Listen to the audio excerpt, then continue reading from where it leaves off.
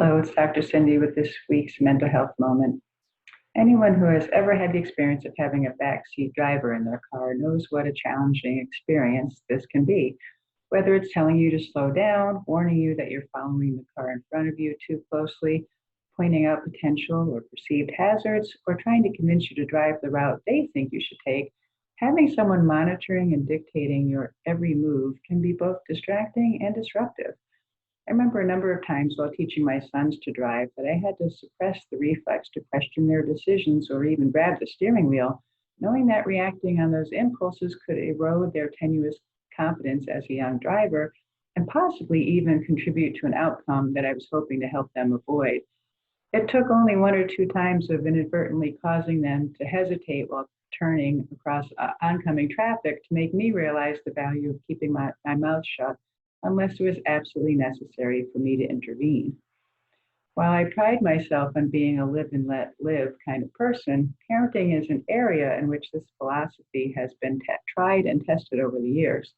When children come into our lives, we assume complete responsibility for their physical health, safety, and overall well being, and rightfully so. Infants are completely helpless and depend on us for all of their care. And children don't inherently know the dangers and hazards of the external environment. So, as parents, we want to protect them from those as much as humanly possible. I remember the first time I took one of my sons to the playground up the street from our house. I had passed that playground almost every day in my travels around the neighborhood, often smiling in appreciation when I would see children playing there and looking forward to the day when I could enjoy that with my own child. I was not at all prepared for what that experience would actually be like for me when I initially took my son there. What I had previously appreciated as a wonderful activity for the neighborhood children was suddenly dangerous and risky. Whose idea was it to make that playscape out of metal? Why wasn't there foam padding around all of the bars and beams so that children would have something soft to bump into? Where was the cushioning for them to land on if they should fall? Why would someone construct such a treacherous contraption and place it in a public place where unsuspecting children would be tempted to climb on it? It's a good thing Google and Amazon didn't exist back then, or I would probably have been searching for bubble wrap clothing to dress my son in. My protective instincts were in high gear, and the entire time that he was trying to immerse himself in this new experience, I was doing everything in my power to make sure he made it out there alive and unscathed. And therein lies the dilemma for every parent. What is the balance between shielding our children from possible harm and allowing them to explore and experience the world around them? One of my favorite lines from Finding Nemo is when Merlin is talking to Dory about how much he wants to keep Nemo safe. He says, "I just don't want anything to ever happen to him." To which Dory replies, "Well, that's silly because then nothing would ever happen to him." The reality is we all learn and grow as a result of the experiences we have, and that includes the painful ones. In her book Untamed, Glennon Doyle talks about how each generation of parents gets an implicit message or memo on how to raise their children, and that in recent years this has been never allow anything difficult to happen to your child. Raise this human without ever allowing her to feel a single uncomfortable human emotion. Give her a life without allowing life to happen to her. She says this has led us to steal from our children the one thing that will allow them to become strong people: struggle. In describing how this applied to her own parenting, she recalls, "I thought my job was to keep my daughter safe instead of allowing her to become brave. I thought I should make her life easy instead of allowing her to learn that she can handle life's hard. But now she is a girl who no longer has to avoid the fires of life because she has learned that she is fireproof. Only people who stand in the fire can know that. That is the one thing I need my children to know about themselves. Nothing will destroy you. So I do not want to protect them from life's fires. I want to point them toward the fire and say, I see your fear and it's big. I also see your courage and it's bigger. We can do hard things. We are fireproof." When children are hurting or struggling in some way, it is only natural for parents to want to try to make it all better. And providing care for physical hurts and responding with compassion to emotional ones certainly helps a child feel loved and supported. But sometimes the reflex to make things better inadvertently can make things worse, as when a parent goes beyond being caring toward the child to trying to take care of the problem. There is an important difference between feeling sad for a child who is upset or struggling and feeling sorry for them. When parents feel sad for a child, they have empathy and compassion for their difficult feelings and provide comfort and support as the child grapples with the tough emotions. Feeling sorry for a child means a parent wants to make the difficult feelings go away, which may cause them to take over to address and resolve whatever it is that is causing the child pain. While this may make things easier for the child in the moment, it deprives them of the experience of getting through and overcoming the challenges they are faced with. Sparing them the tough lessons makes it very difficult for them to develop the tools and confidence to get through and resolve problems on their own. And at some point, the desire for autonomy and independence kicks in, and children will insist on handling situations themselves and in their own way, despite their parents' concerted efforts to tell them what to do. This can create a great deal of tension and conflict in the relationship when the young person starts to veer off from the way the parents have paved for them. Then, like those driving lessons, it is tempting for parents to try to steer them back in the direction they think their child should go. But how can children become their own person and make their own way in the world if they are continually told where to go and what to do? Now, parenting isn't the only area in which we humans find it difficult to maneuver through the complications of interactions and relationships with others. When a person in our lives is struggling, we sometimes drift over that line between providing comfort and support to trying to make the problem go away. In our efforts to be helpful, we may find ourselves telling them what to do or trying to dictate their choices, actions, and decisions. While this comes from a genuine desire to not see a loved one in pain, perhaps at a deeper level, it is also an effort to relieve ourselves of our own pain. When someone we care about is hurting, we hurt too. It might stir up difficult emotions of our own from the past, causing us to re-experience those challenging feelings. We all can relate to what it's like to be sad or scared, to feel rejected or unloved, to doubt our abilities and feel badly about ourselves. When those feelings are triggered in us by what someone else is going through, we are driven to want the problem to be resolved, not only for their sake, but also for ours. And as the other person continues to struggle, we might feel helpless and powerless from our inability to make things better.